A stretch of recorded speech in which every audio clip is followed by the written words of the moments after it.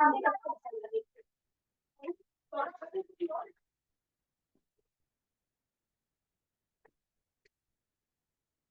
Environment की class second लेंगे अपन। याद रहे हम लोग के कल की क्लास में जो था, हम लोग ने कवर किया था एमडीजी के सारे गोल को। और आज हमारी बारी है कि हम एसडीजी के सारे गोल को कवर करेंगे। तो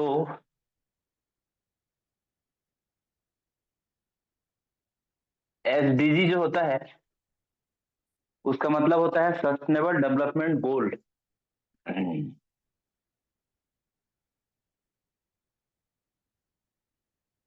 sustainable development goal. Sustainable development goal को हिंदी में कहा जाता है सतत विकास लक्ष्य। अब याद ये रखना है कि एमडीजी के जो गोल था, कल हम लोग देखे थे कि 8 गोल होते हैं एमडीजी के प्रमुख। और 8 गोल, उसके बाद इसके अगर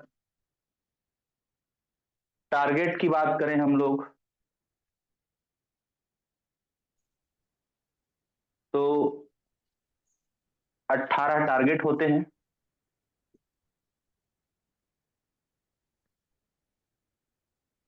और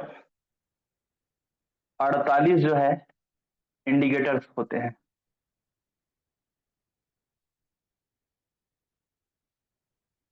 तो इस तरीके से हम लोग कल एमडीजी को पढ़े हैं और आज देखते हैं एसडीजी के बारे में, सतत विकास लक्ष्य के बारे में। तो सतत विकास लक्ष्य सबसे पहले जानना ये है, लास्ट टाइम मैं आप लोग को बताया था कि 1992 में रियो कॉन्फ्रेंस हुआ था। और रियो कॉन्फ्रेंस जो है 1992 के 20 साल बाद, 92 का 10 साल रियो 10 कहलाया। रियो 10 10वीं एनिवर्सरी। तो 92 प्लस 10 बराबर 2002। और रियो प्लस 20 2012। तो 2012 में सतत विकास पर समझौता की गई, एसडीजी पर समझौता की गई। जो समझौता ब्राजील में हुई थी, याद रखना है, ब्राजील में यह समझौता हुई। और इस समझौता को एक नाम दिया गया, उसका नाम था UN TSD, United nation conference on sustainable development, या कहें संयुक्त राष्ट्र का सम्मेलन सतत विकास पर, United nation conference on sustainable development. ये समझौता हुई 2012 में,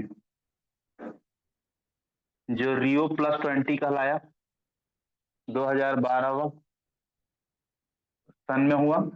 और 20वीं रियो सम्मेलन के 20वीं एनिवर्सरी मनाया गया और उस समय पे ये जो समझौता किया गया। अगली बात जानने की ये है कि ये जो सतत विकास लक्ष्य है, इस सतत विकास लक्ष्य में 17 गोल है।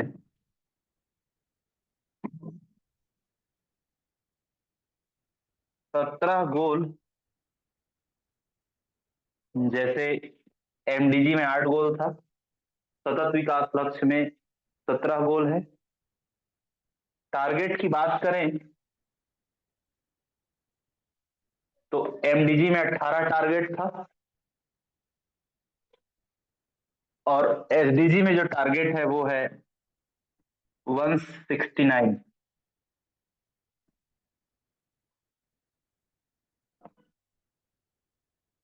अगली बात जानने की ये है,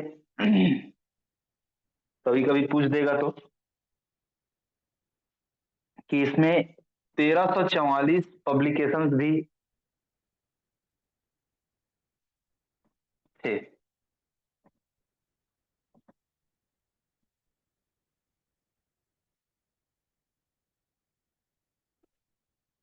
बात रही एसडीजी की,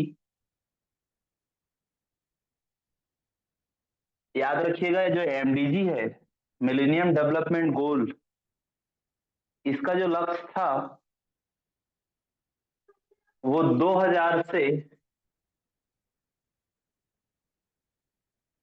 2015 तक पूरा करने का था, इस लक्ष्य को। और जब एसडीजी की बात करते हैं, सतत विकास लक्ष्य की बात करते हैं, तो एमडीजी के बाद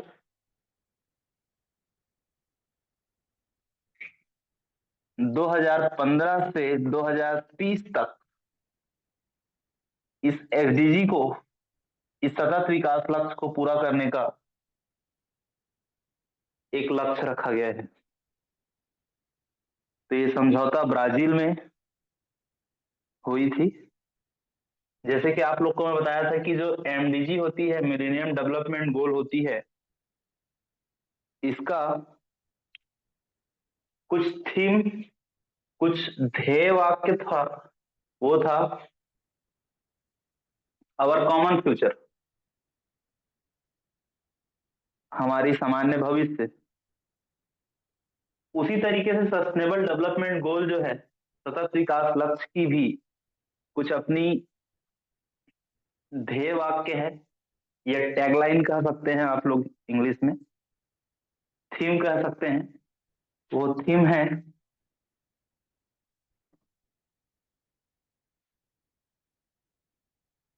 ट्रांसफॉर्मिंग आवर वर्ल्ड।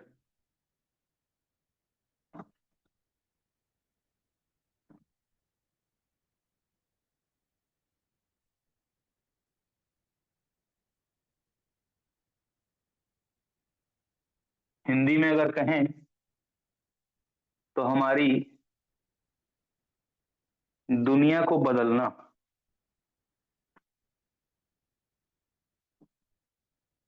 हमारी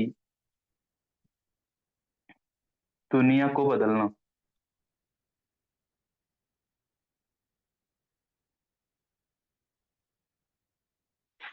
ये इसका एक थीम है एसडीजी का।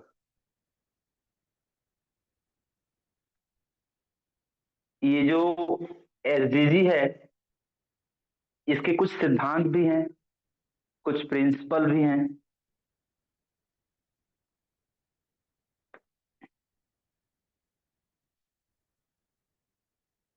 तो इसके जो प्रिंसिपल है उसको यहाँ लिख दे रहा हूं मैं।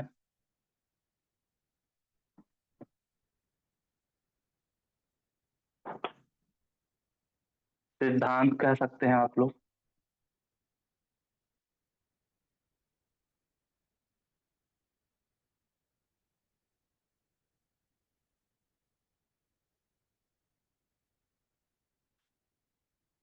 लेट नो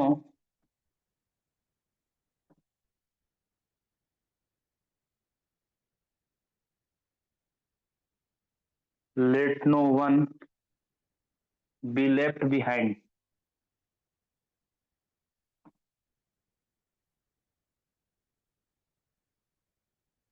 ये जो है एक प्रिंसिपल है, इसके सिद्धांत है कुछ। इसका हिंदी में अर्थ होता है कोई भी पीछे ना छूटे, कोई भी पीछे ना छूटे या कोई छूट ना जाए, कुछ इस तरीके से कह सकते हैं, कोई भी पीछे ना छूटे। ये इसके प्रमुख सिद्धांत हैं। जो सस्टेनेबल डेवलपमेंट गोल है वो कुछ इस तरीके से सिद्धांतों पे काम करती है।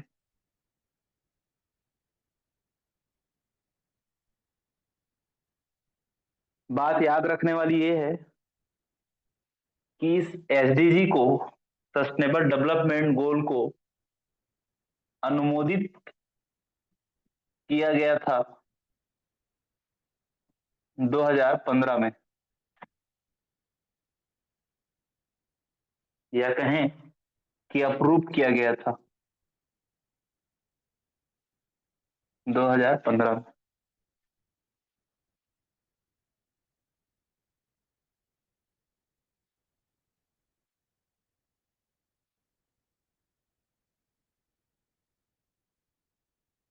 तो ये ब्राजील में, ये रियो प्लस 20 जो समझौता है वो 2012 में हुआ था, जिसमें एसडीजी, सस्टेनेबल डेवलपमेंट गोल के लक्ष्य को रखा गया था। याद रखिएगा, कल भी बताया था मैं कि ये रियो प्लस 10 जो है 2002 में जब हुआ, तो ये समझौता को दक्षिण अफ्रीका में आयोजित की गई थी।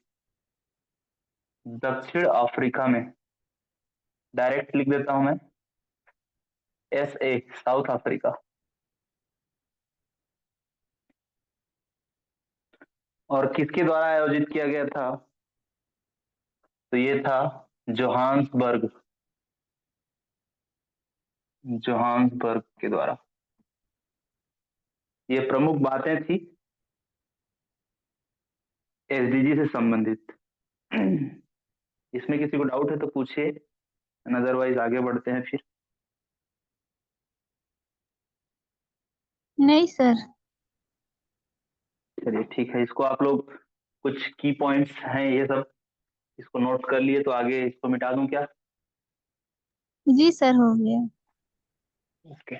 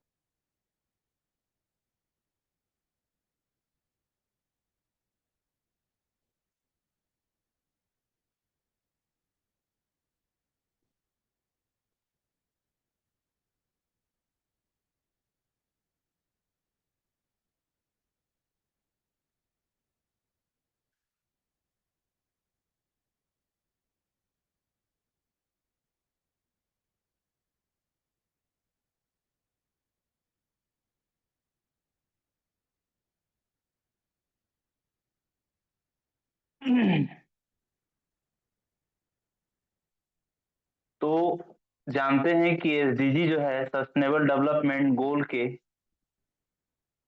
वे 17 गोल कौन कौन से हैं? 17 लक्ष्य क्या क्या है?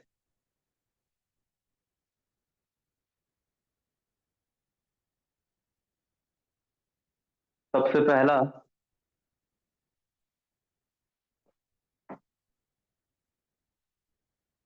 निर्धनता नहीं।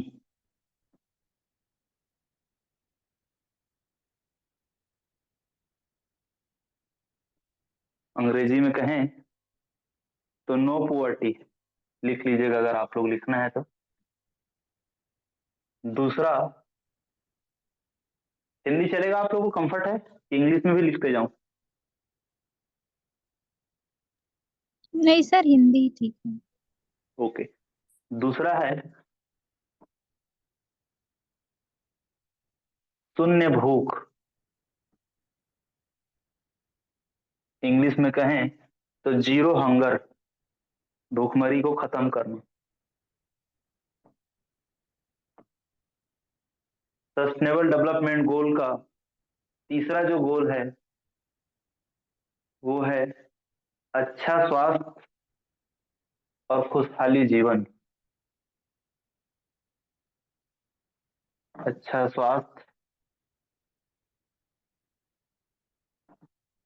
व खुशहाली जीवन।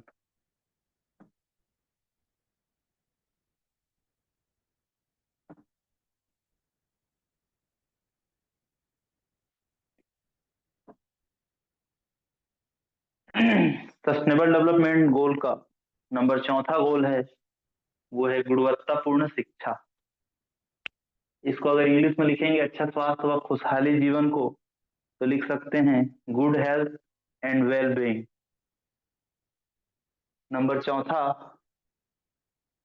जो गोल है वो है गुणवत्तापूर्ण शिक्षा।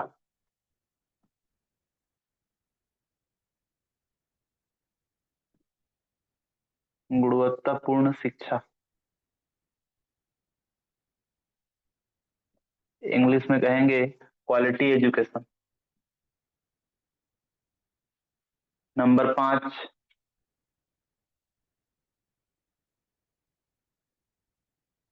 लैंगिक समानता, जेंडर इक्वलिटी। लैंगिक समानता, जेंडर इक्वलिटी।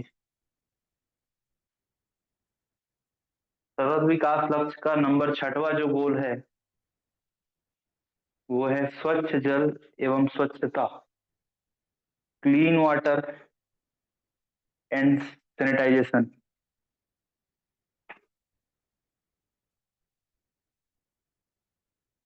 स्वच्छ जल एवं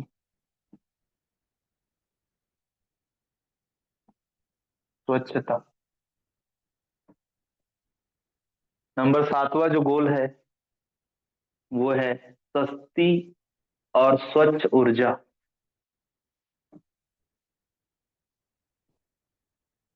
सस्ती व स्वच्छ ऊर्जा।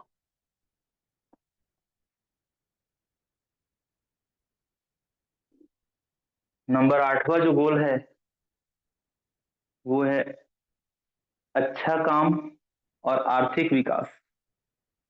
इसको इंग्लिश में अगर लिखना चाहेंगे सस्ती व स्वच्छ ऊर्जा, तो ये है affordable and clean energy. Number 8वां जो गोल है वो है अच्छा काम और आर्थिक विकास।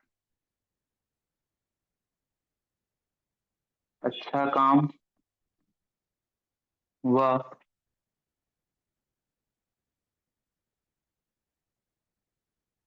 आर्थिक विकास। इंग्लिश में लिखेंगे आप लोग तो ये है decent work and economic growth.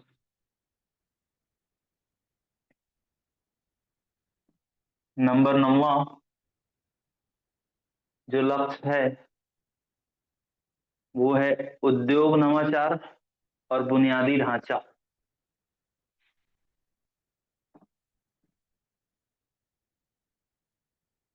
उद्योग नवाचार व बुनियादी ढांचा।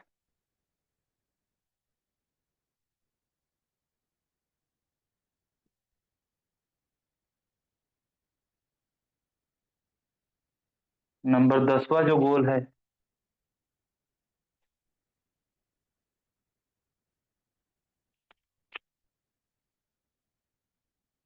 वो है असमानताओं को कम करना व सामाजिक समानता।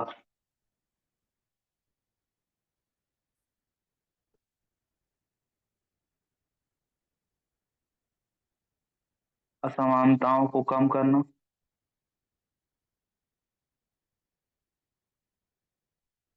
व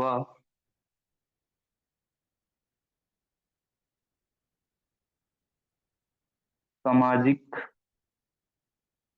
समानता। इंग्लिश में कहें तो reduce inequalities and social equality.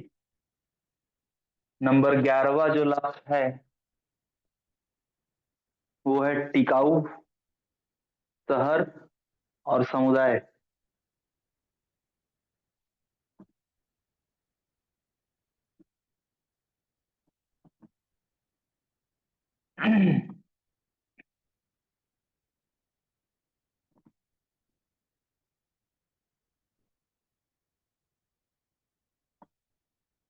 English में लिखेंगे आप लोग सस्टेनेबल सिटी और कम्युनिटीज।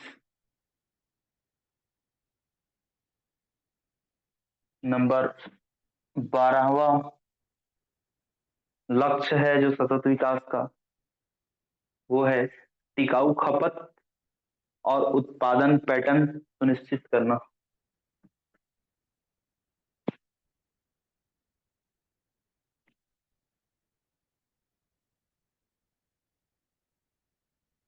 टिकाऊ खपत व उत्पादन पैटर्न सुनिश्चित करना।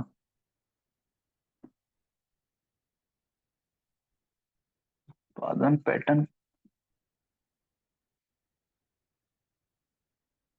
सुनिश्चित करना।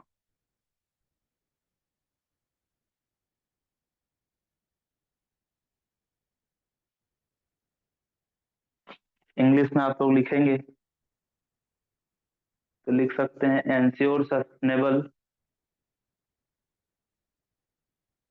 Consumption and production performance.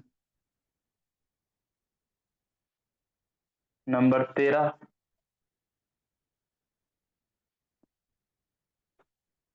जलवायु पर कार्यवाही।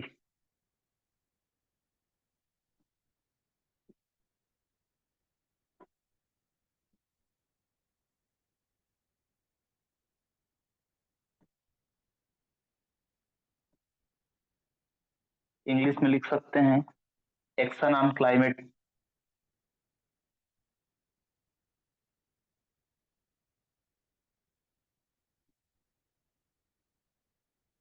नंबर 14 जो है वो है जल के नीचे जीवन। जल के नीचे जीवन, लाइफ बिलो वाटर। 15वां जो लक्ष्य है सतत विकास का, वो है भूमि पर जीवन।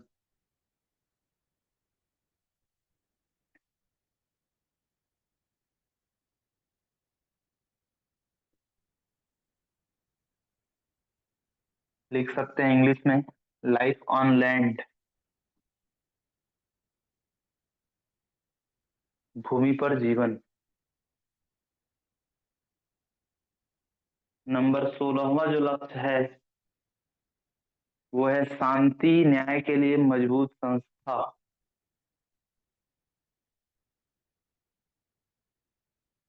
शांति व न्याय हेतु मजबूत संस्था।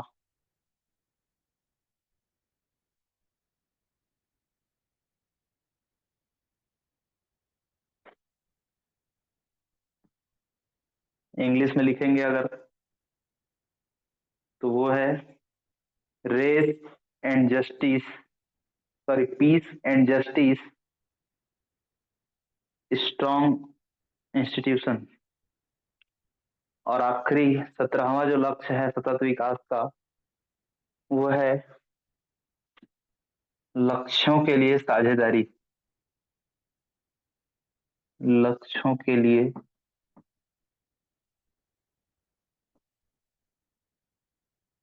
साझेदारी। इंग्लिश में कहेंगे आप लोग तो ये कह सकते हैं कि पार्टनरशिप फॉर द गोल। ये सतत विकास लक्ष्य के 17 लक्ष्य आपके सामने रहे।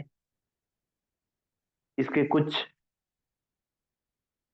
और महत्वपूर्ण जो बात है इसको मैं आगे लिखवा देता हूं आपको। ये सतत विकास लक्ष्य की महत्वपूर्ण और बिंदु क्या क्या है। ये लक्ष्यों को आप लोग लिख लिए तो इसको मिटा दूं क्या? Yes sir. ओके। याद रखिएगा इसमें कुछ चीज जो है वो समान है, जैसे ये निर्धनता नहीं है उसमें भी है, एमडीजी में भी, जीरो हंगर उसका भी एक उद्देश्य है, लक्ष्य है, लैंगिक समानता उसमें भी है, इसमें भी है। और ये देखेंगे ये जीरो हंगर और ये लक्ष्यों के लिए साझेदारी, उसमें भी फर्स्ट और लास्ट में सेम कुछ पॉइंट ऐसा ही है ना।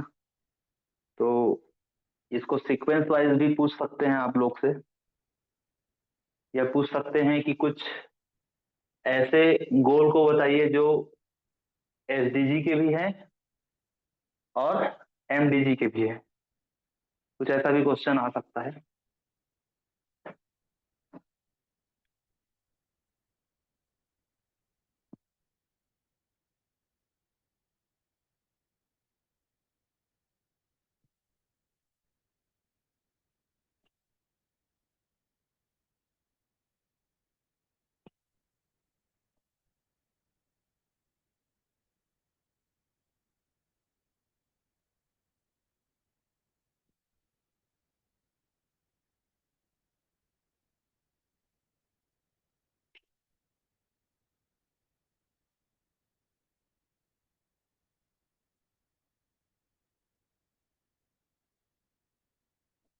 एसडीजी से संबंधित कुछ और रोचक तथ्यों को जानते हैं हम लोग सतत विकास लक्ष्य से संबंधित। तो पहला तो ये है कि 2015 में संयुक्त राष्ट्र महासभा ने 2015 में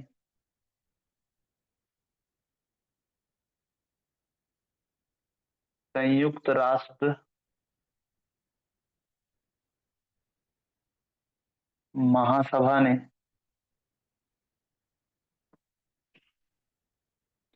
169 संबंध लक्ष्यों के साथ 169 संबद्ध लक्ष्यों के साथ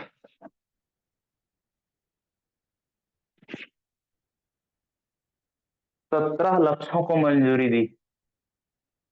17 लक्ष्यों को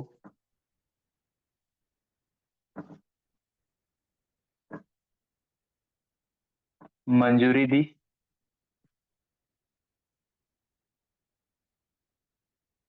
और 1 जनवरी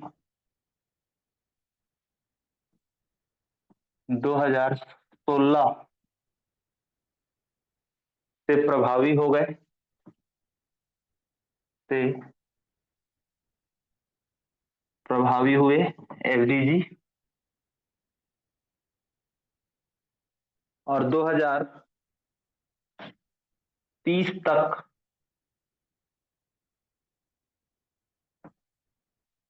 लक्ष्यों पर, ये लक्ष्यों को पूरा किया जाना है, लिखेंगे लक्ष्यों को पूरा किया जाना है। ये पहली महत्वपूर्ण बात है सस्टेनेबल डेवलपमेंट गोल का। दूसरी बात यह है कि सतत विकास लक्ष्य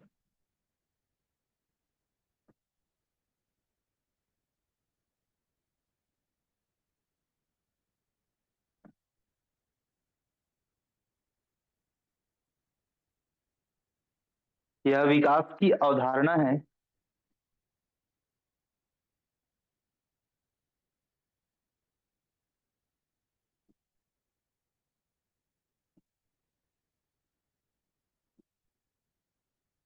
अवधारणा है जिसे वर्तमान मानव समुदाय भविष्य की, वर्तमान मानव समुदाय भविष्य की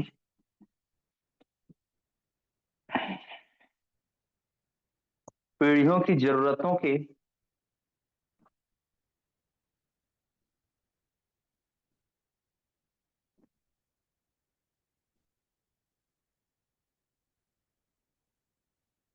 जरूरतों के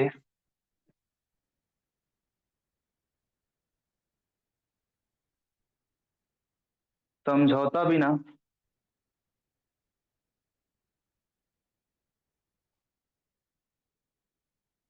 समझौता बिना अपने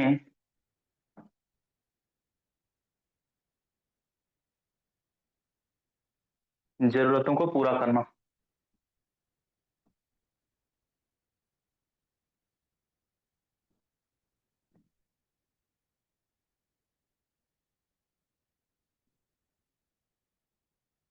अगली जो बात है सस्टेनेबल डेवलपमेंट गोल की,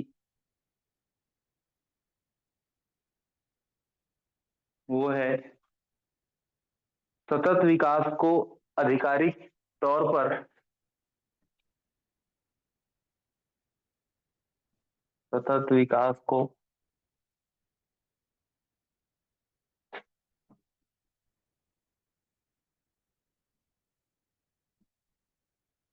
आधिकारिक तौर पर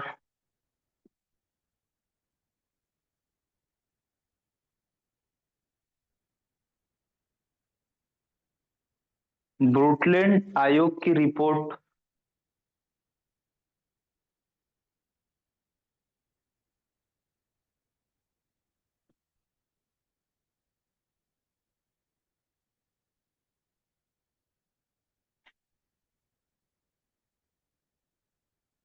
1987 में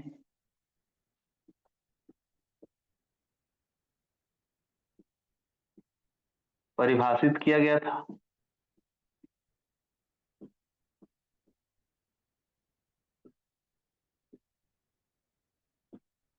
और अगर बात आए कि मदर ऑफ एसडीजी कौन है, ये सतत विकास लक्ष्य के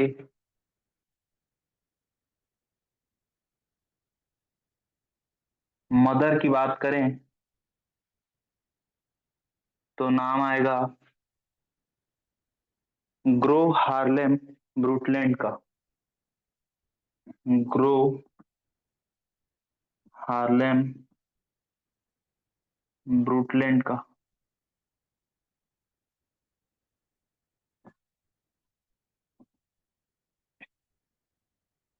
अगली जो महत्वपूर्ण बात है वो ये है कि 25 से 27 सितंबर 2015 को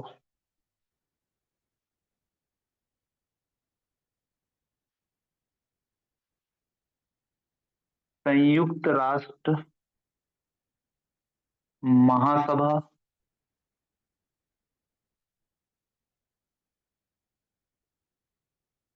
की 17वीं बैठक की 17वीं बैठक में सतत विकास के लिए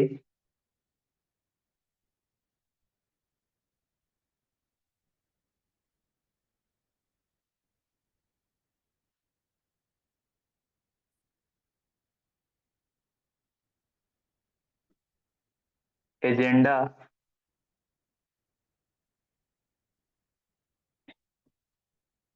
2030 के तहत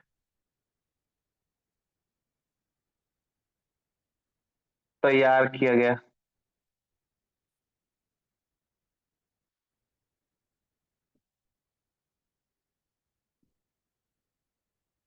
जो 193 193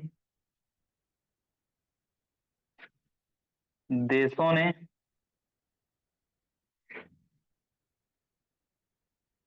इस महासभा में भाग लिया।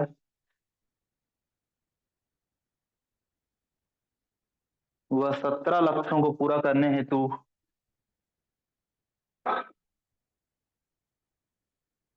17 लक्ष्यों को पूरा करने हेतु समझौता की या शपथ लिया। तो ये जो प्रमुख बातें थी, ये सतत विकास लक्ष्य की थी।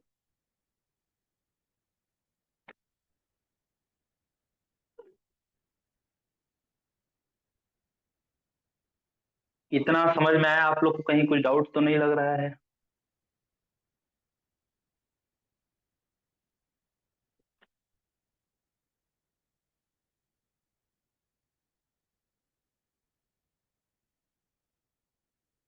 नहीं सर।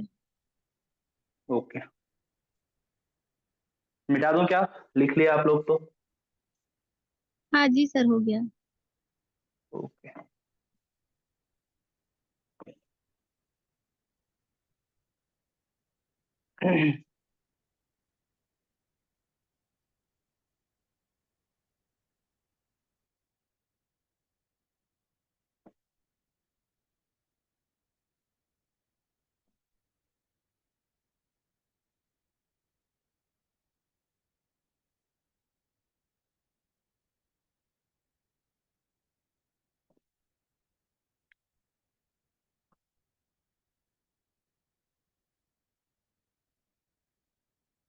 तो एमडीजी और एसडीजी आप लोग जरूर से याद रखिएगा, सतत विकास लक्ष्य और सहस्त्राब्दी विकास लक्ष्य।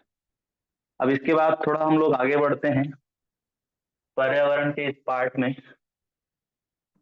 वो है एयर पॉल्यूशन,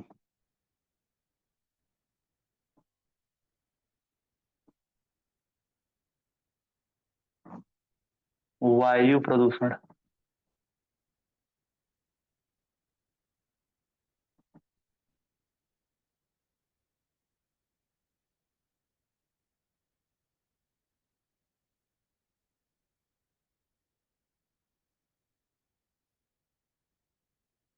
जो प्रदूषण है,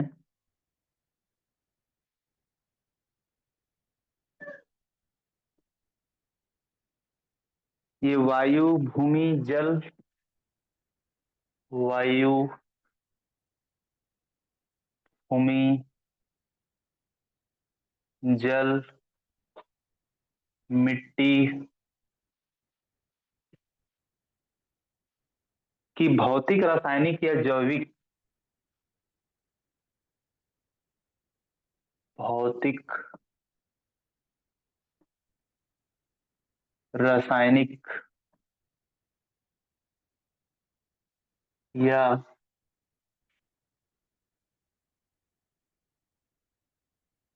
जैविक विशेषताओं में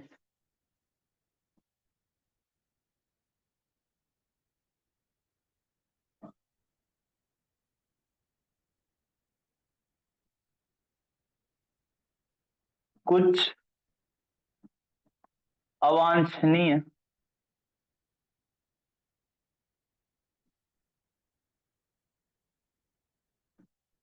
परिवर्तन है, जिसे हम प्रदूषण के नाम से जानते हैं। वायु के या भूमि के या जल के या मिट्टी की कुछ भौतिक या रासायनिक जैविक विशेषताओं में कुछ अवांछनीय परिवर्तन जब होती है तो प्रदूषण कहलाती है। और बात करें वायु प्रदूषण की,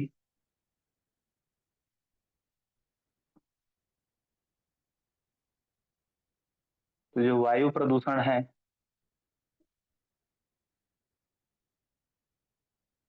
ये मुख्य रूप से वायु प्रदूषण के दो भाग होते हैं।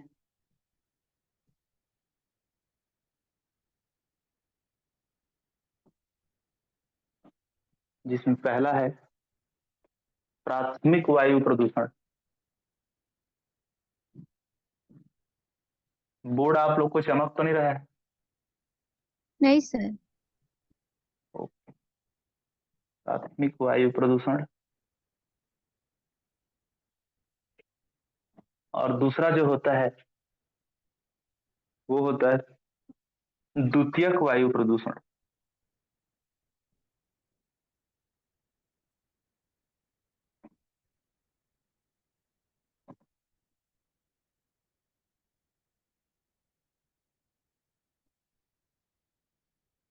चलिए जानते हैं कि प्राथमिक वायु प्रदूषण और द्वितीयक वायु प्रदूषण कौन कौन से हैं।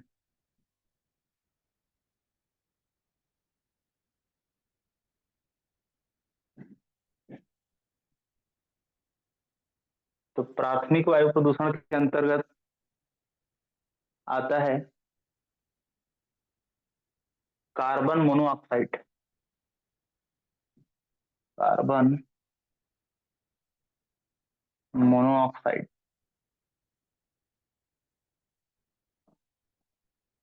या कहें सीओ।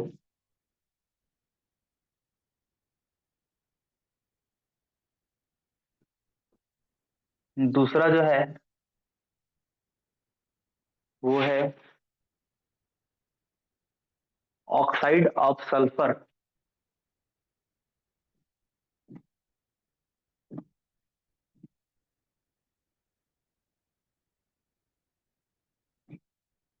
जिसको कहा जाता है SOx। नंबर तीसरा जो है वो है ऑक्साइड ऑफ नाइट्रोजन।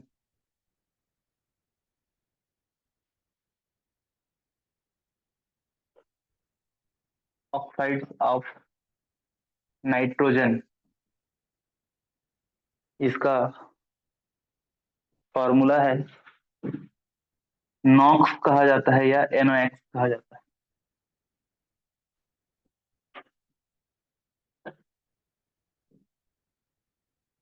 और चौथा जो प्राइमरी एयर पॉल्यूशन है उसका नाम है लीड, जिसको डिनोट करते हैं PB से।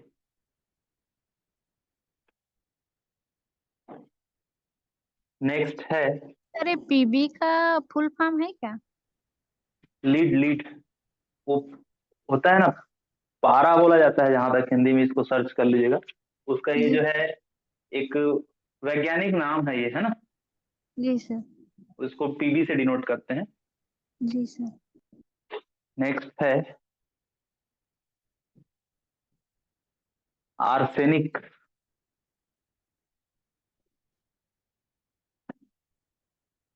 आर्सेनिक को डिनोट करते हैं AS से।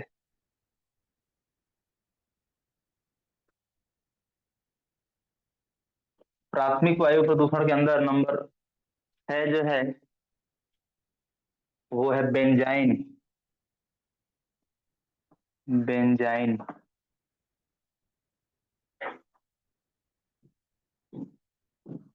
और नंबर 7 है वो है निकेल। निकेल। वायु प्रदूषण के अंतर्गत प्राथमिक में 8वां वो है अमोनिया, जिसको डिनोट करते हैं NH3 से। अमोनिया। तो ये वायु प्रदूषण के प्राथमिक जो है पार्ट हैं, प्राथमिक स्रोत हैं कह सकते हैं प्राथमिक वायु प्रदूषण। जो द्वितीयक वायु प्रदूषण है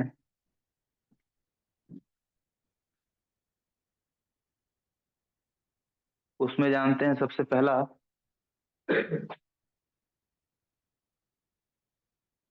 वो है एसिड रेन।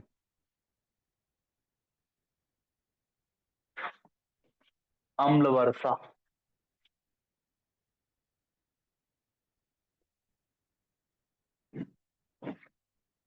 दूसरा है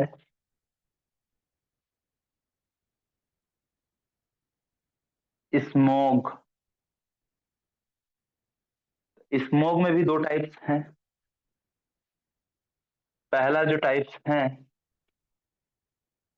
वो है फोटोकेमिकल स्मोग।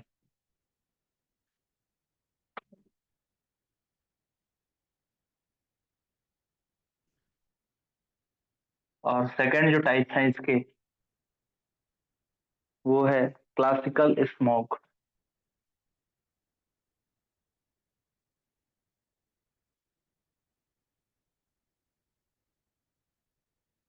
नंबर 3 वो है पैन, जिसका फुल फॉर्म होता है पर एक्सी पर ऑक्सी एसएनटी पर ऑक्सी एसएनटी नाइट्रेट।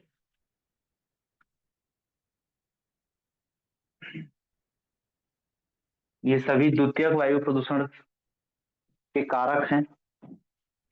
और अंत में वो है ओजोन। ओजोन को कोई बताएगा किससे डिनोट करते हैं?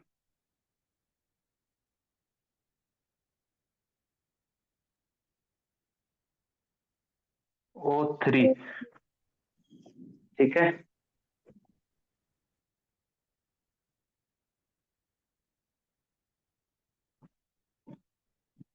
तो याद रखिएगा ये सभी वायु प्रदूषण है।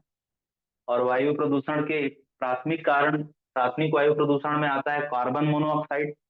तो कार्बन मोनोऑक्साइड क्या होता है? ये एक रंगहीन, गंधहीन, स्वादहीन एक जहरीली गैस है। और ये 96.5% हवा जितना भारी है, और पानी में ये घुलनशील नहीं है, मतलब ये पानी में घुल नहीं पाता है। दूसरा जो है कि ये 80% जो है वो शहरी प्रदूषण या परिवहन के क्षेत्रों से ये प्राप्त होता है, जिससे वायु प्रदूषित होता है। तीसरी बात यह है कि यह सांस लेने में हमारे फेफड़े या शरीर के अंगों से ऊतक तक ऑक्सीजन को ले जाने की रक्त की क्षमता में हस्तक्षेप करता है या रोक डालता है। और ये जो है हमको आसानी से रक्त के प्रवाह में हीमोग्लोबिन से जुड़कर कार्बोहाक्सी ग्लोमोबिन जो होता है COHB कहा जाता है, वो बनाता है। दूसरी बात करें अगर हम,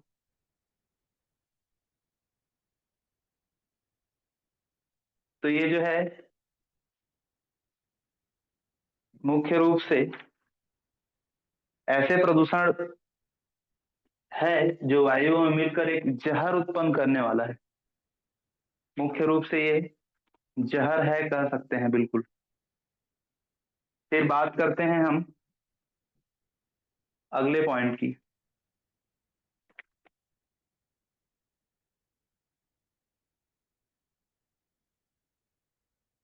इतना आप लोग को समझ में आया तो मिटा दूं क्या? टाइप्स को लिख लीजिएगा बढ़िया से। जी सर, लिख रही हूँ। ठीक है।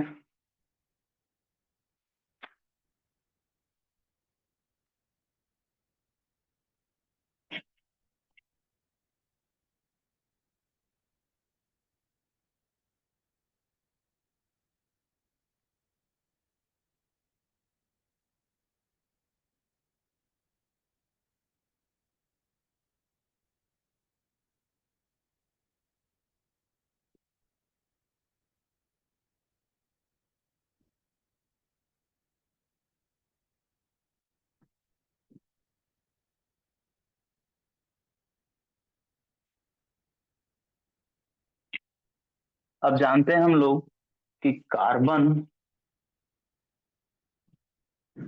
मोनोऑक्साइड जो होता है,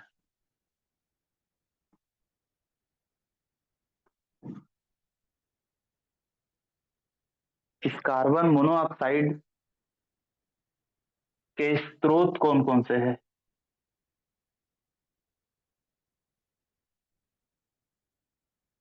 सोर्स ऑफ कार्बन मोनोऑक्साइड,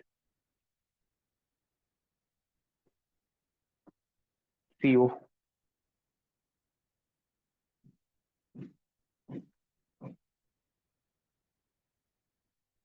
तो सबसे पहला तो एक सोर्स प्राकृतिक है, और दूसरा जो सोर्स है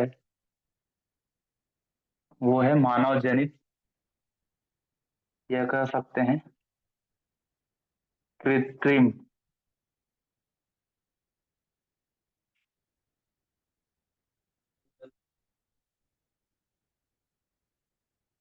तो प्राकृतिक जो स्रोत हैं कार्बन मोनोऑक्साइड के, उसमें पहला है ज्वालामुखी,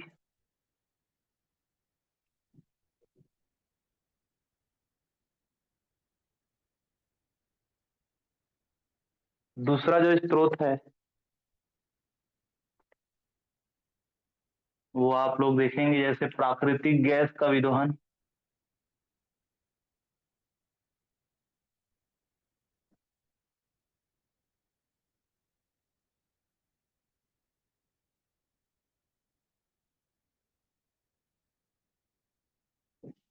खासकर आप लोग देखेंगे जैसे कुछ हमारे घर या घर के आसपास जो गटर होते हैं, सेफ्टी टैंक होते हैं, उनके अंदर जो है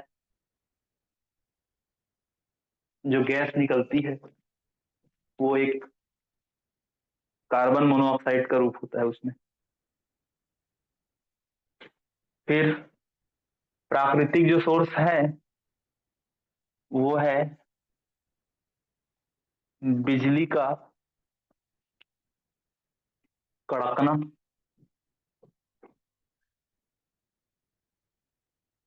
ये भी एक सोर्स है कार्बन मोनोऑक्साइड के निकलने का। फिर उसके बाद अगली जो सोर्स है इसकी वो है बीज का अंकुरण, वो स्थान पर भी कार्बन मोनोऑक्साइड गैस पाया जाता है।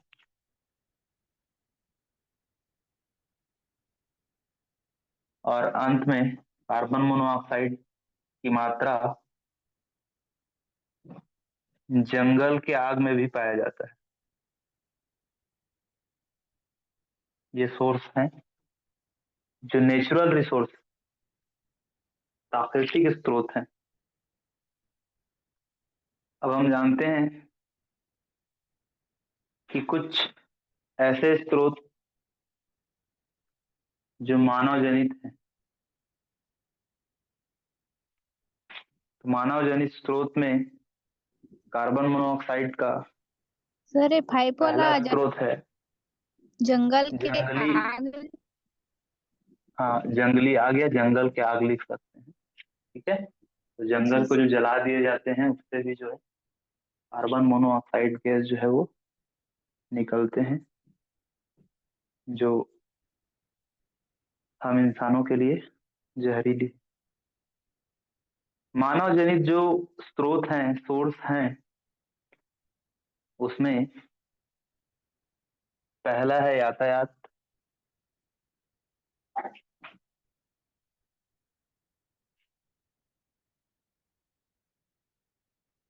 दूसरा है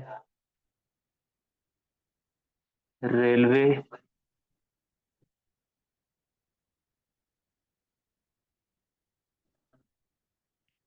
तीसरा है चिमनी। चिमनी मतलब क्या समझते हैं?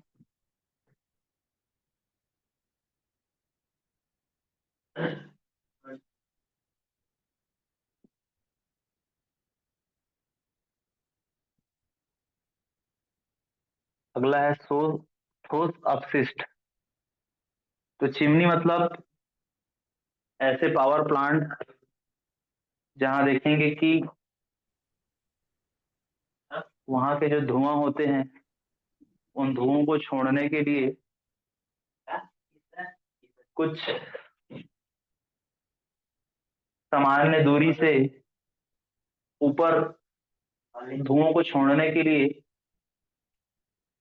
कुछ कुतुब मीनार जैसे बहुत बड़े चिमनी बनाया जाता है, जिसके माध्यम से वो गंदे धुओं को कुछ सामान्य निवासी क्षेत्र से ऊपर वायु पर छोड़ा जाता है और वो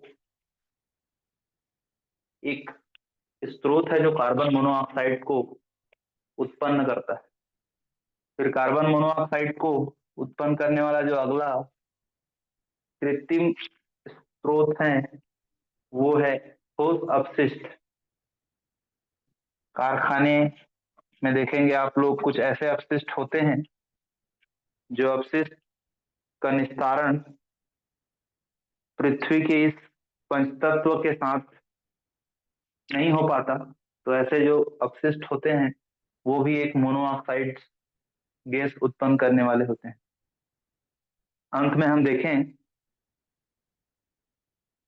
तो मानव जनित एक और स्रोत है जो मोनोऑक्साइड को उत्पन्न करता है, वो है पराली जलाना।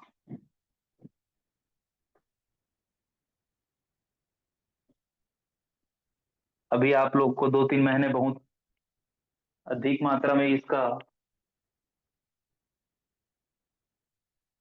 परिणाम दिखेगा। जब लोग खेती करके कृषि भूमि में जब फसल की कटाई कर लेते हैं, तत्पश्चात जो कृषि भूमि में जो फसल काट लेने के बाद जो बचता है, फसल धान की जो पराली बोला जाता है उसको, या नराई बोला जाता है, खासकर छत्तीसगढ़ में नराई के नाम से जानते हैं। तो वो पराली जो है वो किसान क्या करते हैं, जला देते हैं, जिससे कि खेत की सफाई हो जाती है, या खेती करने वाले किसान जो है उसकी कुछ और उपयोग करते हैं। तो उसको जलाते हैं, उससे भी क्या होता है, जो कार्बन मोनोऑक्साइड है वो उत्पन्न होते हैं। तो ये भी एक तरह से जो स्रोत है मानव जनित मोनोऑक्साइड के उत्पन्न होने के। इतना बात समझ में आया? जी सर। कल अपन इससे आगे पढ़ेंगे। आज के लिए सिर्फ इतना ही।